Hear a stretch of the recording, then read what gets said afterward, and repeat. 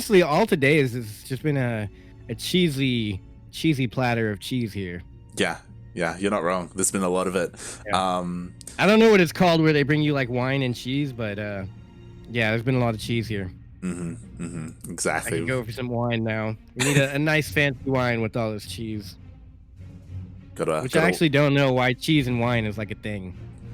Yeah, I'm not too sure either. I don't think I've ever had that, but yeah, why not? Yeah, I mean, I don't like alcohol, and I'm like, I just need some like smelly, rough, chewy thing. Yo, don't knock on cheese, right? Cheese is amazing. Okay. No, I love cheese. I do love cheese, but I don't think I would just eat cheese by itself with wine. Yeah, I feel like you need something with it, right? Like, yeah, like a cracker, a biscuit, as you would say. yes, indeed. So what is a cracker then? What is a cracker for you? Do y'all not say cracker? Not really. It's like a biscuit. It's like a It's all just a biscuit. Yeah, there are sweet biscuits, for like tea and stuff. Oh, it's a sweet biscuit. Yeah, like. Oh yeah, I guess. Yeah, it's like well, to us it'd be like a cookie. If it's sweet. A cookie is something else, though, right? I mean, in America, a cookie is anything that is round and sweet, I guess. Okay. What if it's not round, though? What if it's not round? What is it then? Yeah, it's still a cookie. It's still a cookie. Okay. Because they have some like boxes of Christmas cookies, and some are like rectangle and square, but I think it's any pastry that's. I don't know what the exact definition of a cookie is now. But yeah, like we have like. What you would consider a cracker that's sweet for like the coffee and stuff, but we still call it a cracker. Oh, okay. Yeah. Learning things here, folks. We're learning things. I don't know. Yeah. We're getting real cultured here on the cookie cracker debate, I guess you could say. I wonder what else is different. I don't know. I feel like that would be the main one. Yeah. We'll see as we are loading into game number 1 here. Yeah. Oh. And we might have to remake. We are on NA West. I don't know if that's the preferred server. I don't know if they want to play on East or Central instead. Okay, all right. Sweet. All right, we'll remake. We're remaking. I don't know why you wouldn't mention that ahead of time, but yeah. Yeah. It's so good. Just gonna remake. I don't know nothing about servers. I'm a cast player, so I don't have to worry about that. I mean, as someone from Australia, servers are pretty important here. Yeah. we normally play on US West if we can, because that's like the closest to Australia. Yeah. But yeah, it's fine for observing. Yeah, it's fine for observing. Doesn't mess up your observing APM. Yeah, I mean, it's weird. Sometimes when I play people like that are Diamond or something, they'll be like, "What server should we play?" I'm like, "Dude, we're Diamond. I don't think it matters that much." At least I don't recognize the server difference. Like I play EU sometimes, and I don't really notice anything. I could never do that. I couldn't. I've tried that. I've tried laddering on EU, and it's awful. Is that bad? Yeah, it's awful. It's I feel like I don't actually notice it, especially unless it's like maybe if I played Korea, maybe I'd notice. As Zerg, like half the time you try and make stuff and like your units just don't make. Like your eggs, that sucks. Like they don't select properly, and it's like, oh god. Yeah. Oh, that's weird. Yeah, maybe I just haven't paid attention. I need to play some, but I think I have a good connection to EU from here. So yeah. I think maybe US. I play in Korea. Yeah. Korea or Taiwan or Singapore. I want some bad ping. Damn it! What do I gotta do to get bad ping? Try playing on the Brazilian server. See how that goes. Oh my god. yeah. That's the thing I should never do. Brazilians shouldn't even play on the Brazilian server. Speaking of which, talking about that cheese, Taryn in the chat is saying, he tried cheese and wine, but he had it with Cheez-Its. I think your name is absolutely genius. Yep, it's amazing. I've never heard Taryn used as like tearing, Oh, right. Oh. Oh, you get it now? Yeah, I get it. Yeah, because it's a saying here in America. Yeah. But here we are. In the top left-hand corner, it is Submarine Ellie, the shortest rush distance of any map, I believe, in the map pool currently playing for Cosmos Esports. It is Maplez. And, I mean, to be fair, Cheez-Its are never bad, so of course they're good with wine. I don't know what a Cheez-It is. That's not a thing here. I was going to ask that. We'll get into that after this. And spawning in the bottom right-hand corner of Submarine L. Oh, who is it? Okay, we're good. Submarine LE. We have the Mexican Zerg player representing Exxon Gaming. It is Cham. What does that even mean? You've never heard of Cheez-Its? What is a Cheez-It? All right, guys, we're starting to GoFundMe. We're gonna fly Light out to the U.S. and he's gonna try everything. He's gonna try Cheez-Its. He's gonna try biscuits and gravy. He's gonna try I don't know what, burgers and hot dogs, American style. And we're gonna get you out here, man. It's okay. Don't worry, we got you. Gonna have Cheez-Its. Some Texas barbecue. What else do you want to try? Like, oh my god! Oh, that's a given. Oh, I smoked some ribs on 4th of July. Oh, that were to die for. Yeah, I'm somewhat of a self-proclaimed chef. If you guys follow me on Twitter, you can see some of my cooking videos out there. So Yoda_Slim, shameless plug. But yeah, Cheez-Its are a square. I don't know what to call it. A cookie or a cracker, maybe made of cheese. We're getting back to it. Is it a cookie or is it a cracker? What came first, the chicken or the eggs? But I'm surprised we don't have a player named Chicken.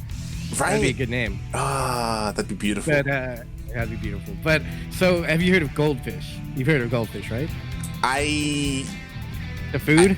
Yeah, sure. Yeah, it's like a little. It's my god! It's like a chip, but it's like fish flavored chip, right? Like No, it's cheese flavored chip, but it's the shape of a fish. Yeah, there so you go. It's pretty much like it's like a cheese flavored chip, like super cheesy, like cheddar cheesy. Okay. So it's pretty much one of those, but in a square. I guess they're cheese chips. That would be the easiest way to describe it. Okay. There we go. But instead of it being a chip covered in cheese, like the actual chip material is made of cheese. Okay. I'm gonna have to send you some pictures and stuff. I could go on about Cheez-Its all day. all right. They're amazing. Okay. Yeah. I will at least, I don't know, we're gonna send you a box. They're not to be confused with like Cheezos, right? Like. What is Cheezos? All right, never mind. Oh my god. Our country's just, the language barrier of cheese is just unheard of. Cheetos, that's it. Sorry. Oh, Cheetos. Okay, I love Cheetos. Okay, yeah. Do you not have Cheetos over there? We do. I think. Okay. Yeah. I think. Oh my god. And out there somewhere, a Frenchman is just blowing a fuse right now of all this cheese talk. Yeah, they're like, this is not cheese. This is the proper cheese. This is not cheese. You do not have Cheez-Its with wine. Yeah. You don't put cheese in a cracker.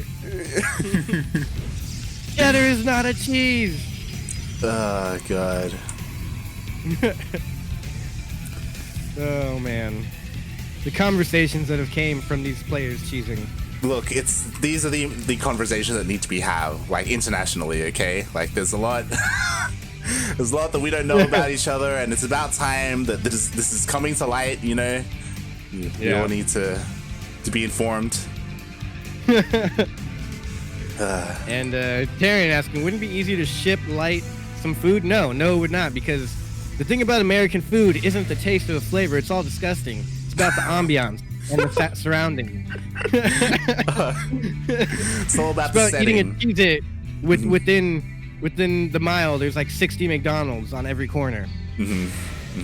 I think America has the most concentration of McDonald's anywhere in the world. It like it's necessary. It's like the setting, like the atmosphere, right? Like it's all part of it. The atmosphere, the smog, the pollution. The fresh COVID in the air. Yeah, just the full Texas experience. Yeah, without it, really, it's you're not getting the real taste, the real flavor of Cheez-Its. Yeah, exactly. It does that. It mixes with the air and the pollution and gives you that distinct taste that you don't get anywhere else. Yeah. Speaking of which, we got Glaive Adepts here. Yeah. Speaking of cheese, this is one sort of cheese that is actually really common now, and it's not working out here for the player. Yeah, like he's finally actually getting a couple of worker kills, so this is nice. But it took him a lot to be able to finally get 6 drones, and there's not too much here either at the 3rd base, so he's forcing a lot of lost mining time, getting more workers.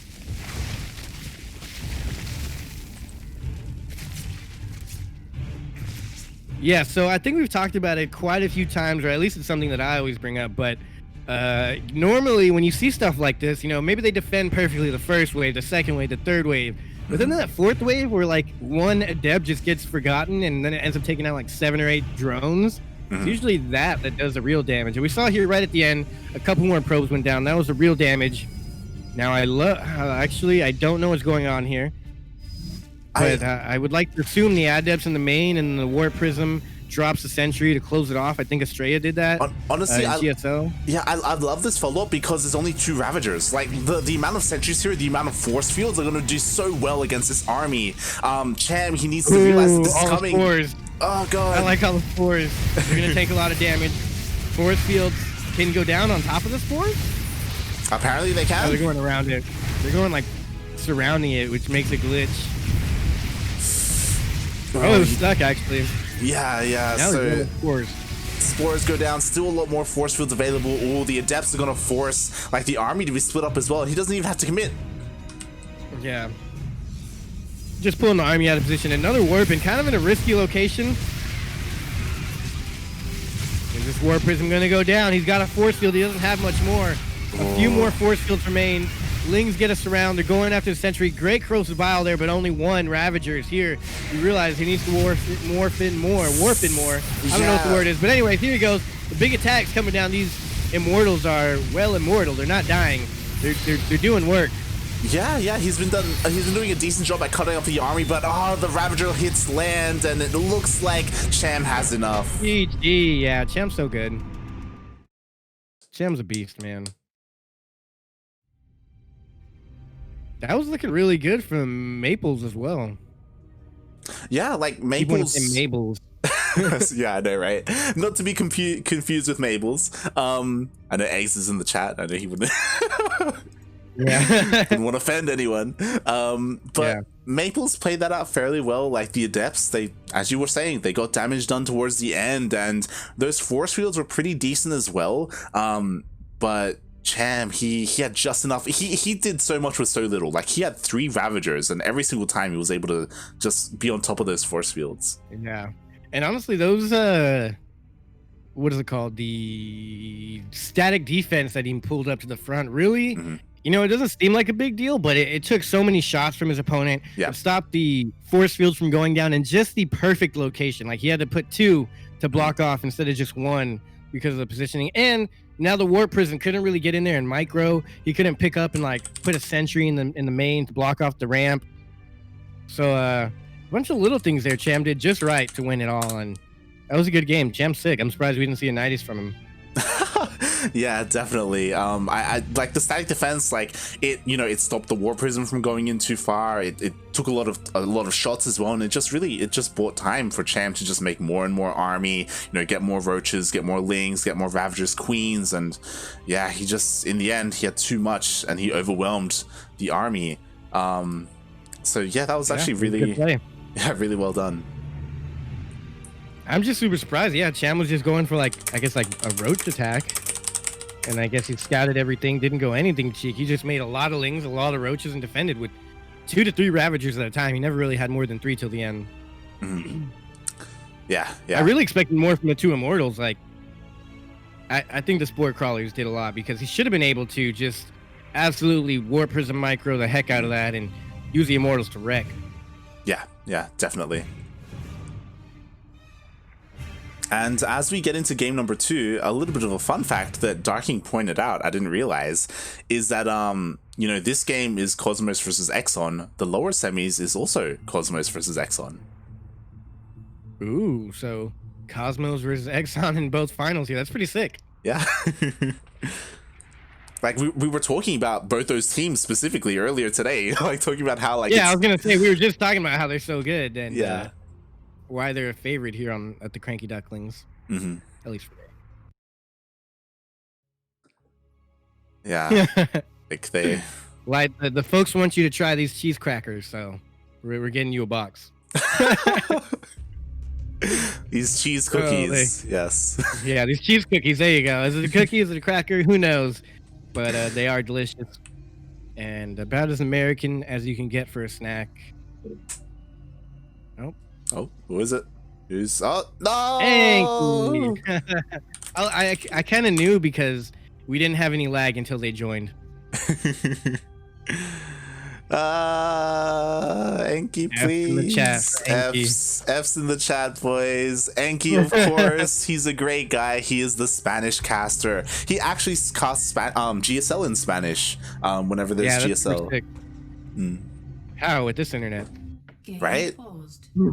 Honestly, now that I think about it, I'm surprised that we never get a situation in GSL where we see Enki disconnect, like stopping. To be fair, I watch GSL in English, so maybe he does. We don't know. I'm pretty sure for GSL, Enki gets a clean feed, so he's not actually in the games. Oh yeah, that's right. He is getting the broadcasted feed. Yes, right? yes. So, which makes sense because that would maybe ruin the point because this is supposed to be like a LAN, an offline event. Yeah. All right. Well, we're here. We made it. We did it. Well, it's just a little bit delayed here in the bottom right-hand corner. Something I don't see a lot is that little probe trick if you saw in the beginning where they move them, left and right. It's just a little fancy trick to help ever so slightly. But it is a Cosmos esports team player with the awesome skins here from the war chest. He's the yellow Protoss. He is Maplez.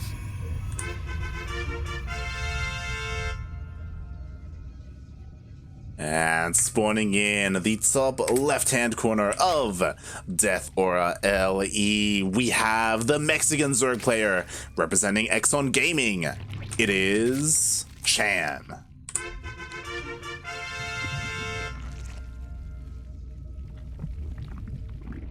I wonder what kind of chips you guys have that we don't. Probably the big one, the big popular one is we have Tim Tams, right? What the heck is a Tim Tam? What? You've never heard of a Tim Tam? What? I'm glad we're on the NA stream right now. Everyone's gonna side with me. Everyone else will be like, "What the hell?" No, there's a couple of Aussies. I've seen Philosopher in the chat. He's from Australia. I'm pretty sure. Oh God! I'm glad that we're not like the Sea Duck or whatever any of the other Australians. With Grand Platypus open, I'd be screwed right now. What is that? What kind of chip is that? It's not a chip. All right. So we have clear definitions here in Australia. Okay, we got it's a biscuit. It's a biscuit. Okay, and it's like a biscuit, but it's covered in chocolate. Okay, it's covered in chocolate and chocolate covered biscuit. Yes, and it's beautiful. It's beautiful because there's like layers of chocolate. There's layers of chocolate within it. It's not like a wafer or anything like that. It's like a more harder than that. And it's very Australian. It's got layers of chocolate. All the same chocolate or different types of chocolate? There's a different type of chocolate in the center, I believe, but it's covered by it's got like a hard, covered in chocolate, and then there's different chocolate in the center. Yes. Sounds good. Yes. Almost sounds like a moon pie in America. What the hell is a the hell is a moon pie? I don't even. I think it's like a marshmallowy thing with crackers. That's covered in chocolate. That's too chewy. That's just there's no marshmallows here. Chewy, right? Moon pie's more chewy. I could tell. I think we just need to have like a full-on discussion of all the different foods. And that's given we don't have any Koreans casting with us today, or anybody really else from CranKy Ducklings, like Steel Mold or Kuro. Steel Mold he'd be all about like the hummus and then like the kebabs and stuff. Like. The kebabs. So isn't Yaku? Didn't you say Singapore or something? Yes, he's from Singapore. From Singapore? Yeah. Yes. Yeah. Oh yeah, he's gonna be way different there too. And then I'm sure Corky knows some good stuff, but y'all probably know the same foods. Yeah. Wow, am I the only NA caster here? Besides like Milk and Cookies? Yeah, just you and Milk and Cookies and Dally as well. She's from Dally, that's right. Florida. Oh God, Dally, I pray for you. You're like, oh God. Is that even America at that point? Is that? And it's really not. uh, Florida's like that crazy place that Americans deal with. mm-hmm. Yeah, this game's been a little rough with the lag. Yeah, Enki is having a little bit of issues. Yeah, it is affecting the players a little bit. Right? Can they see? I don't think see him. I don't think so. Yeah, we're just assuming. Mm-hmm. Oh boy. But yeah, speaking a little bit about the game, about the game. I like how you put the oracles right through the speed zones. Yeah, they sped on through. You know, we did have a Stargate opener coming out here, and he went for double oracle, not triple. He gets in, and the spore finished just in time. Philosopher did chime in and say Tim Tams are the best. There you go. Oh, he lost the oracle. He might lose the second one. Oh, he may be trapped. He has to be careful. Oh, he finds the caster cursed. Yeah, finds a way out, escapes, and with the creep tumor. Jesus. That's just GG. Cham needs to GG out now. That's it. This is done. I think this is mutas though. Cham's getting melee. I don't think he even has a Baneling nest yet. Oh, interesting. He's got 1 gas. He's going for Lair. He's getting +1 melee, which is interesting. We could be seeing a Bane bust coming out from him if we see a Baneling nest go down, or just Ling Muta. Yeah. He does have the Baneling nest down now. He put it there in the back of the net in the main. Oh yeah. Hydra Day. He's going for fast lurkers. Ooh, okay. He's copying Raynor. Well, actually, I think lately people have been talking like mostly against Terran, I guess, but Cyril was using lurkers, and Raynor today in DreamHack just completely wrecked with lurkers. And so people are saying right now that the lurker is a very strong way to play against people as a Zerg. Yeah, mostly against Terran, I believe, but it's always been good to me. Lurkers against Protoss is a good matchup. Yeah, I mean, lurkers used to be more common, and then they went out of fashion because of adepts, and now they're kind of coming back into fashion. So yeah, we'll see. Like, especially because honestly, what Cham is going for is ideal against what Maplez is going for. Maplez is going for +1 charge lots, and that just evaporates to Ling Bane specifically. Yeah.